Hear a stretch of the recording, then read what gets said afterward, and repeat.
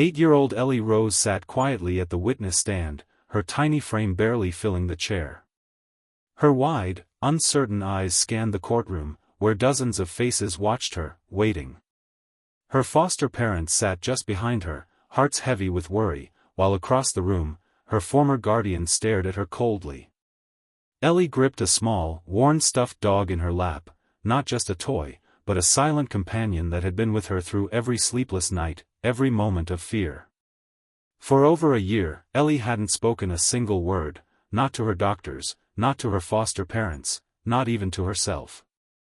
Trauma had locked her voice away, and no one knew if she'd ever find it again. The courtroom fell into a hush as the judge leaned forward, his tone gentle but firm. "Ellie, can you tell us what happened?" The question hung in the air like smoke, heavy and still. Ellie looked down, her lips trembling. The silence stretched long and uncertain. Everyone knew this case hinged on her words. But none came. She clutched the stuffed dog tighter, her knuckles white with pressure. Her foster mother instinctively reached forward, but stopped herself. The moment was fragile, like glass. Just when it seemed Ellie might retreat into silence again, her head tilted slightly, her eyes glanced toward the courtroom doors. Something was coming. Something that would change everything. And for the first time in over a year, a flicker of hope sparked in her eyes. Just as the tension in the courtroom began to tighten, Ellie's attorney stood and calmly requested a special accommodation. Murmurs spread through the crowd, unsure of what was about to happen. Then, the double courtroom doors creaked open, and in walked two beautiful golden retrievers, Sunny and Max. Their golden coats shimmered under the harsh courtroom lights, but their eyes were gentle, alert, and focused. Gasps echoed around the room. These weren't just therapy dogs. They were her dogs, the ones taken from her during the investigation, the only ones who truly knew her pain. The judge raised an eyebrow but nodded slowly, giving permission. As soon as the dogs entered, something in Ellie shifted. Her stiff posture softened, and her frightened eyes filled with light. Without saying a word, she lifted her hand ever so slightly, a motion so small, it would have gone unnoticed to anyone unfamiliar. But Sunny and Max saw it. Instantly, they sat up straight, then slowly lowered their heads to the floor, tails still. The courtroom fell completely silent. A child psychologist seated nearby leaned in and whispered to the judge, eyes wide with emotion. "That's her signal for safety, it means she's ready to speak." For the first time, the silence wasn't frightening. It was filled with expectation, with a sense that something sacred was happening. Ellie had spoken, not with words, but with trust. And in that small, quiet moment, the courtroom felt the power of something far deeper than testimony, love. The weight of silence broke like glass. Ellie's small voice, fragile but clear, drifted through the courtroom like a breeze through still air. All eyes turned toward her as she lifted her gaze, first to the judge, then to her dogs, who sat quietly beside her, unmoving, devoted. "He hurt them, first. Then me," she whispered, her words quivering on the edge of tears. "I didn't know how to stop him. But they protected me. Always." Gasps escaped softly. The impact of her truth, spoken in so few words, struck harder than any long testimony could have. One juror's hand flew to her chest, eyes glistening. A bailiff looked down, swallowing emotion. The judge, clearly moved, leaned forward with gentle curiosity. "How did you feel, when the dogs came back to you?" Ellie paused. She looked down at Max, her fingers gently curling into the soft fur on his head. The courtroom waited. Breath held, hearts aching. Like I wasn't invisible anymore.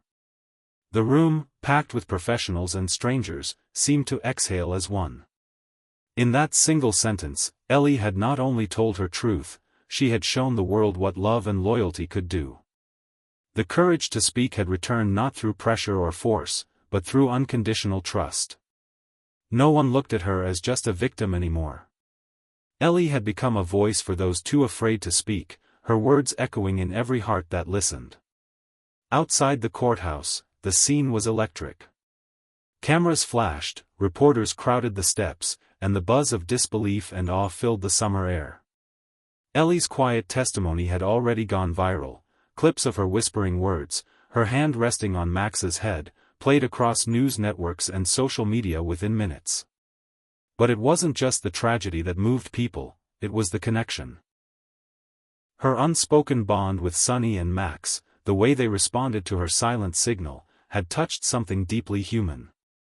A reporter spoke into the camera, voice trembling, "I've covered 100 trials, but this. I've never seen anything like it. Those dogs knew her pain before we did." The crowd outside began to grow. Therapy dog organizations arrived, holding banners of support. Foster care advocates passed out flyers demanding better protections for children like Ellie. Animal lovers and parents stood shoulder to shoulder, many wiping away tears. Within hours, Ellie's name was everywhere, not as a victim, but as a symbol of resilience. Donations poured in to help other children get therapy animals. The courtroom had been her moment, but now the world was listening. That very afternoon, in a quiet, joyful ceremony, Ellie's foster parents signed the adoption papers. She was officially home. Sonny and Max, once kept in shelters as case evidence, now wore red hero capes gifted by a local vet. Ellie giggled softly as the dogs licked her cheeks. For the first time in a long time, she felt like the world saw her, not as broken, but brave. A year had passed, and the girl once known for her silence now stood tall beneath a glowing banner that read, Ellie's Signal Foundation, training dogs to speak when kids can't. The community center was filled with families, children, and volunteers, some wiping their eyes before the event even began. Ellie walked confidently onto the stage, her braids bouncing, her face lit with a quiet strength. On either side of her, Max and Sonny walked proudly, their red hero capes now iconic across the nation.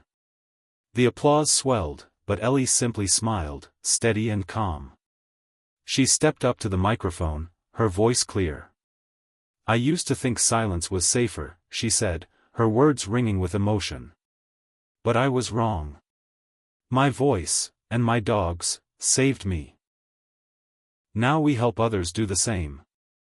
From the audience, children clutched plush dogs, parents hugged a little tighter. Behind Ellie stood a wall of photos, kids with their own therapy dogs, trained through her foundation. Then, Ellie lifted her hands and gently formed the shape of a heart. Her quiet signal. Max and Sonny instantly sat tall, then gently laid their heads down, just as they had that day in court. The crowd rose to their feet, cheering and crying. Ellie beamed, no longer the girl who sat trembling on a witness stand, but a beacon for others still waiting to be heard. A story born in silence had grown into something greater, a signal of hope, echoing in the hearts of all who believed in the healing power of love.